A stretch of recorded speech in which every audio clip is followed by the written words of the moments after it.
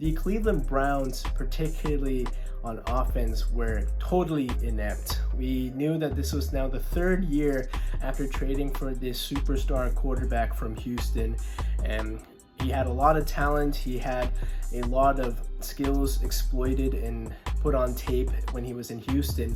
But after off the field issues and then a couple of injury plagued seasons in Cleveland, we're thinking, is he even worth this fully $230 million contract? We saw in this game in particular that this guy cannot operate Kevin Stefanski's offense. It is sailing balls several yards out of bounds. It is looking skittish in the pocket. He just cannot operate this offense. And remember, when he was in Houston, he was kind of a dual threat athlete.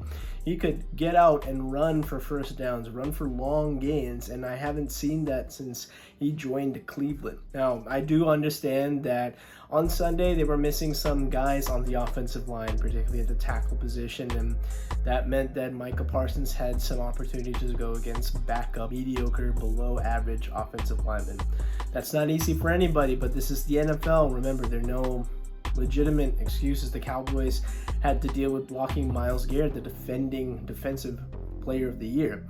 They did a pretty good job on him. The alarming thing is that even when Baker Mayfield, the guy that this guy from Houston replaced him, he managed to operate this Stefanski offense pretty well in year one. He regressed in year two, hence him getting shipped out.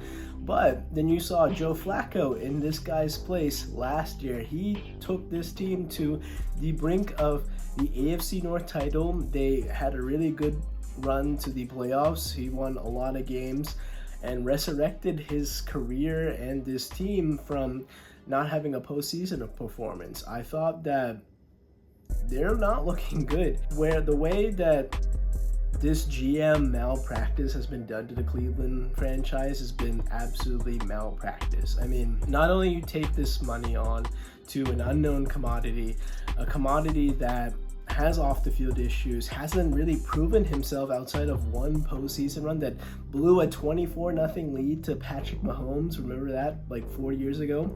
And now has injuries. Additionally, what happened with the restructuring here, right? Coming into this season, they restructured his deal and to open up cap space for this year. What are you doing with this cap room? Because that kills you on the back end. $72 million cap hit next year. It just continues to go up until 2026. Makes absolutely zero sense. Cleveland, why did you do this? Why did you sell your soul to what looks like to be the literal devil? I'm not even kidding. What has he done to warrant all this money? What is there to gain when you pay a man $230 million while also getting that money and turning it into bonus money so that's not affected when he's suspended for 11 games for doing inappropriate activities during massages? That's what happens when you deal with players who have these type of issues. This is the results you get. Well deserved, Cleveland, because I don't think there's any happy endings for either side in Cleveland.